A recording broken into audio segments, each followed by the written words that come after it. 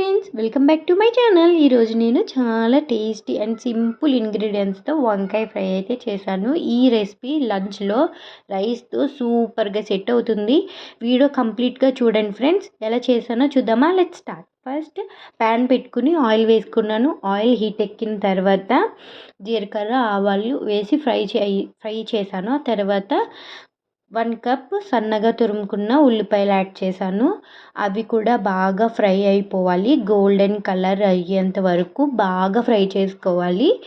బాగా ఫ్రై అయిన తర్వాత సన్నగా తురుముకున్న వంకాయలు ఉప్పు నీటిలో వేసి పక్కన పెట్టాను. అవి కూడా తీసి వేసుకుని ఫ్రై చేయాలి. దాంట్లోనే 1 స్పూన్ పసుపు, 2 స్పూన్స్ ఉప్పు కూడా యాడ్ చేసుకున్నాను. బాగా ఫ్రై చేసిన తర్వాత లిడ్ క్లోజ్ చేసి 10 to 15 మినిట్స్ లో టు మీడియం ఫ్లేమ్లో ఉడకనిచ్చాను. ఆ తర్వాత లిడ్ ఓపెన్ చేసిన తర్వాత కొంచెం ఉడికిన తర్వాత 1 స్పూన్ జింజర్ గార్లిక్ పేస్ట్ వేసాను. అది కూడా పచ్చివాసన పోయేంత వరకు బాగా ఫ్రై చేసుకోవాలి. అది ఫ్రై అయిన తర్వాత 2 స్పూన్స్ కారం, 1 స్పూన్ గరం మసాలా, 1 స్పూన్ ధనియా పౌడర్ కూడా యాడ్ చేసుకున్నాను. అవి ఆప్షనల్, మీ ఇష్టం వేసుకోవచ్చు. అవి కూడా ఫ్రై అయిన తర్వాత